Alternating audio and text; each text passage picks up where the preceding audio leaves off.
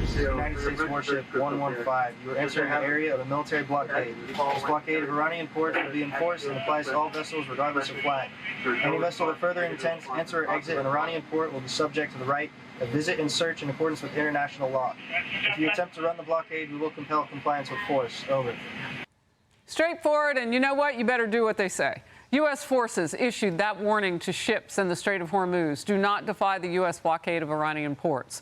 CENTCOM announcing that since the blockade began, U.S. forces have redirected 27 vessels to turn around or return to an Iranian port. The regime now vowing retaliation after the U.S. seized one of its ships. Motor Vessel Tosca, vacate your engine room.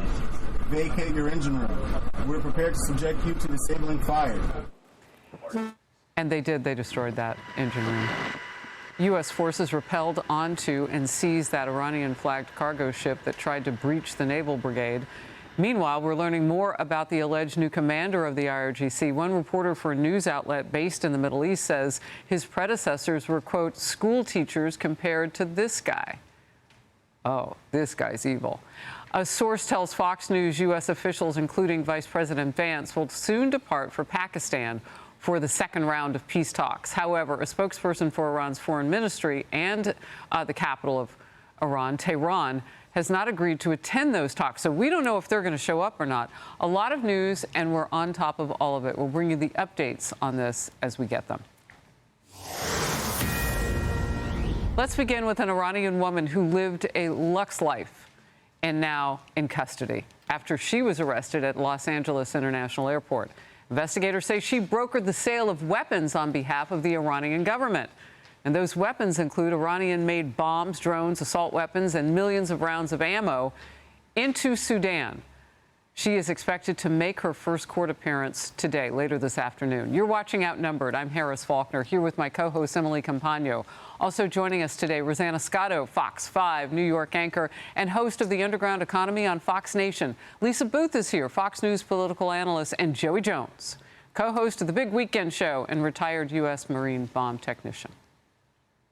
Well, that woman I was just talking about, Shameen Mafi, left Iran in 2013 and became a permanent U.S. resident in 2016 under President Obama. She showed off her luxe L.A. life across all of her social media accounts. She lives in the affluent L.A. area of Woodland Hills and drives a decked-out Mercedes-Benz convertible. According to the FBI, this briefcase filled with cash was found as evidence in the Iran arms trafficking case against Mafi. First Assistant U.S. Attorney for the Central District of California, Bill Asali, I think that's how you say his name, and correct me if I'm wrong, forgive me, apparently I said it right, says that if convicted, she faces a maximum sentence of 20 years in prison. So Joey Jones, she's here living large. Why do we keep hearing stories like this? I mean, how many people are here that came over during those administrations? Maybe they were vetted, maybe they weren't. But they're living off the hog here. They wouldn't have any of that freedom back home. Yeah, you have to imagine we've had a watchful eye over most of these people, especially her. I would imagine we've known of her dealings, or at least her connection to the Iranian regime for a while. It's just the timing of when you act on it, how you act on it, what you want to get from it. It's one thing to put her in prison. It's another thing to, try to turn her as an asset or even gather information from her.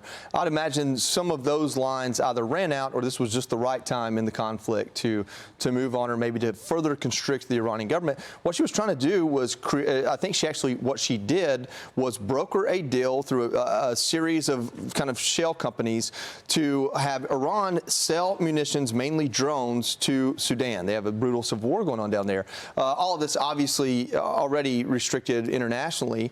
And so she's operating out of the U.S. to do this, operating on behalf of the Iranian government. If you read about her, I think she came from an affluent family, had her basically inheritance seized by the government, and she says she's basically being blackmailed to do it. I don't know how true that is, but at the end of the day, she's worked for the Iranian intelligence for a while now. Yeah. Lisa? Well, I mean, it seems like a lot of these Iranian nationals that have ties to the government and or the regime seem to love the freedoms here that they deny to those over in Iran. It also reminds me of a lot of these Chinese nationals that we were finding operating these illegal biolabs, like we saw in California, where Ebola was found, or agro-terrorism charges have been lobbied or have been lodged against some of these individuals as well. But I want to make a point about the Iran more broadly, if I can. I think the concern we're seeing is that taking out a lot of the Iranian leadership seems to be a double-edged sword. On the one hand, we're degrading their capabilities and taking out their command and control. But then on the other hand, we also seem to be taking out the people that can actually make leadership decisions that are enforceable. And you sort of see these competing factions where the foreign minister says the strait is open and then the ROGC says not so fast. Well, I think what we've learned the hard way, Emily, is that their ROGC is what runs everything. And this new commander, he's not new, but this commander who's now bubbled up to the top and ordered the firing on those ships and tried to take back the Strait of Hormuz, and I guess the world's worst sequel over the weekend because they got their butts kicked. But that is the guy on the ground who now, I guess, would be doing the negotiations, reportedly. Right. I see it as a systemic cancer where you never know where the mole or the tumor is going to pop up. The reality is that it is malignant throughout that entire country. I note the devastating irony of the Islamic regime gladly using a female for their trafficking purposes. But if she dared show a strand of hair on her own soil, she would be stoned to death, her life worth nothing. It also goes to show that the beautiful, well-dressed woman you see at the expensive store might literally be an arms trafficker. What kind of world are we living in? Where's the vetting? Thank God we are in this current administration. If I may see the rest of my time, Joey, I have a question for you. Sure. Forgive me if it's basic. Why would a ship ignore the blockade? Is it sheer ignorance and they didn't even hear the warnings, or is it a bullish attempt at truly breaking through to try to get under the U.S. radar? Well, so we talked about this on the Big Weekend show a little bit. Probably should have gone into it more. Iran, so basically, the way a ship is flagged versus what's on the ship and who owns that, the crew on the ship, who actually owns the ship, there's a lot of ambiguity there. Just because a ship is flagged for one country doesn't mean it's owned by that country or even operating on behalf of it. And so the hope with the blockade, I think, for Iranians is that we get confused as to which ships do what and where they're coming from. I don't think that's the case. This ship specifically, I believe it was Greg Talcott told us last night, it has a history. We already sanctioned a number of ships already. Like internationally, they're sanctioned. The United Kingdom, actually, ironically, it's the Maritime Trade Organization of Operations, is supposed to patrol and enforce, or at least stop Iran from enforcing blockades in that waterway. That's what we've entrusted them with. Obviously, they're asleep at the wheel and not on the job. So if nothing else was happening and we just showed up over there and said, we're going to do a blockade and we're going to start blocking these ships that have already been sanctioned internationally, we're still operating within international law. So it's not like it's not like this ship was a new ship to the list. They knew this ship. They knew that it was trying to operate kind of in the shadows. And I don't know, I couldn't tell you why they thought they could pass through, other than maybe just trying to call a bluff, or you never know. I mean, Iran may think, hey, if we get them to fire on us, we can make them the bad guy internationally. I'm not really sure.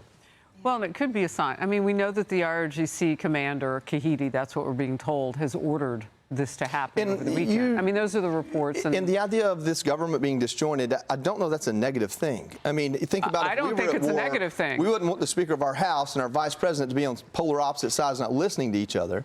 Yeah, but the difference, we have more of a top-down government, whereas the Iranian regime is sort of built for resilience. You have these different IRGC commanders across the country, right? So their system of government is built differently than ours. If a military commander is acting almost unilaterally, and he's undermining their ability to do diplomacy, that's going to send ripples through the entire ruling class. I think a lot of people misunderstand that this government isn't like 90% of Iran's oppressed and 10% isn't. There's a big 30-40% ruling class. I mean, you can see videos of these people's kids, boys and girls, teenagers, raving at parties. So this idea that she would be treated that way in Iran, probably not, because she'd be a part of that ruling class. And so anything that starts to break that up, I think, is not a bad thing. It may take longer, it may be a longer runway, but I think ultimately it plays in our favor. My only point is they have the mosaic defense structure, so their system of government is set up differently than ours is here in the United States. We're not going to invade that country anytime soon, I don't think. Exactly. Joey's so right on everything. And by the way, Miss Maffei, she was married to an Iranian spy. So I'm sure the American government had her on their radar. Yeah. And that's why they were probably just watching. Why don't you just kick these people out? I mean, if you know they're what? choosing, and forgive me if she was born here, but that's not what I've read. No, she wasn't born here, but she had, some citizenship to be here yeah. is a privilege, no matter how you run it. Yeah, but right. So if you're working against well, we'll see what they do with her. Well, because they may send her. We don't know exactly where it's tied, but listen, this was not a side hustle for her. She was doing some major business. I mean, she had a contract for $70 million for Iranian drones. Okay, this was not somebody who was She's just in it to win standing in front of like a Mercedes and traveling the world and going back and forth to Turkey. She was doing major deals. You're saying she's not an influencer, is what you're saying.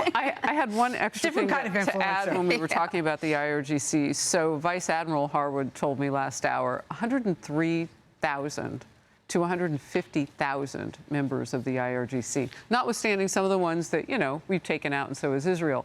That's a huge number. So if this commander commands those forces, you're right. I mean, that's a huge when you add up split in the the government. regular military, their police, and the reserves, it's closer to 1 million. Yeah. And so but they're not all together. Well, that's maybe what could play in our favor. I don't know that. All right. I like your optimism. She faces 20 years max. To me, that seems woefully sort of undervalued. I mean, don't you think someone who sells that amount of arms? Yeah, wait till Iran gets in a civil war and send her back and let them deal with her. That's what I'm saying. Depending on what the citizenship issues are. I'd be scared with Joey in charge. I don't know. I'd be safe with Joey in charge. Exactly. There you go. Who he is on a Monday, and that is a warrior, baby. Fox Nation dives deep into the relatives of Iran's ruling elite. Well, here you go, right on time. Living lavishly in America on a new special, Nepo Babies, available right here, actually on Fox Nation. Be sure to like and subscribe for all the Fox News latest on YouTube and catch full shows streaming now on Fox One.